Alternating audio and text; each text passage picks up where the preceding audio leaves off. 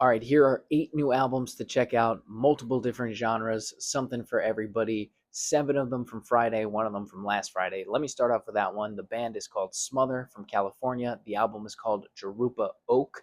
This is the type of amorphous alternative guitar driven music that you just don't hear that much anymore because it really does blend together a little bit of everything. Whether you like grunge, shoegaze, emo, post hardcore, indie, you're going to get a little bit of all of that on this album.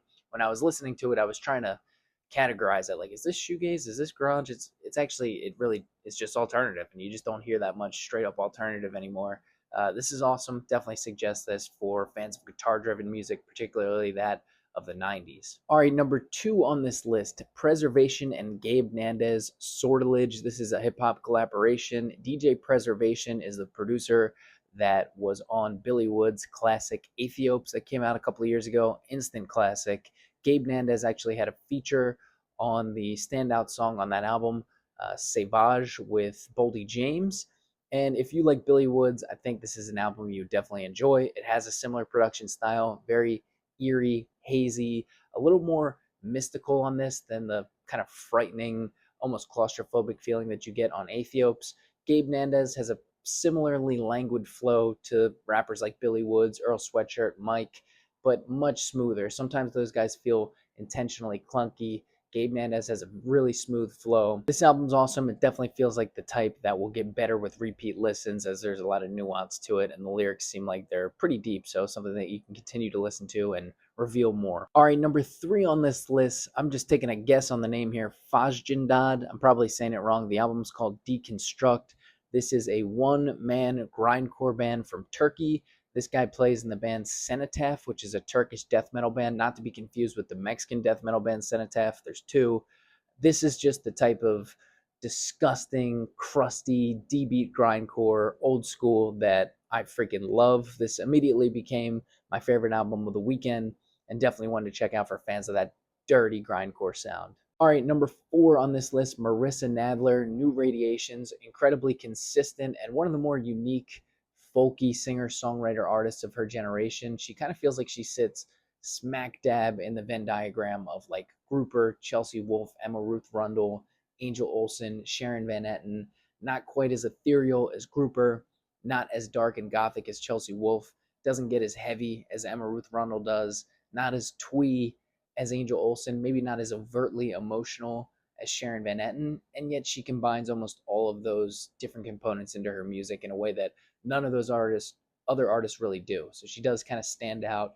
This is another great addition to her discography and kind of fills a void because I feel like there hasn't been that much in this style to come out this year. Awesome album by Marissa Nadler. All right, number 5 on this list, Compulsed, Amalgamated, Anguish, some brutal slam death metal from South Jersey.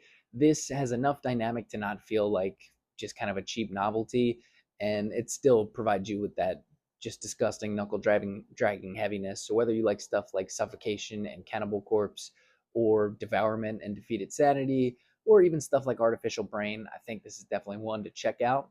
A really cool album.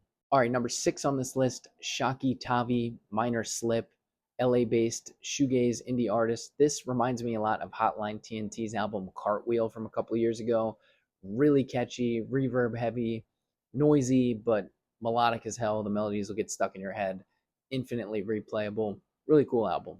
All right, number 7 and 8 on this list, both from Street Sects, an industrial punk duo from Austin, Texas. It's been 7 years since we got a Street Sects album.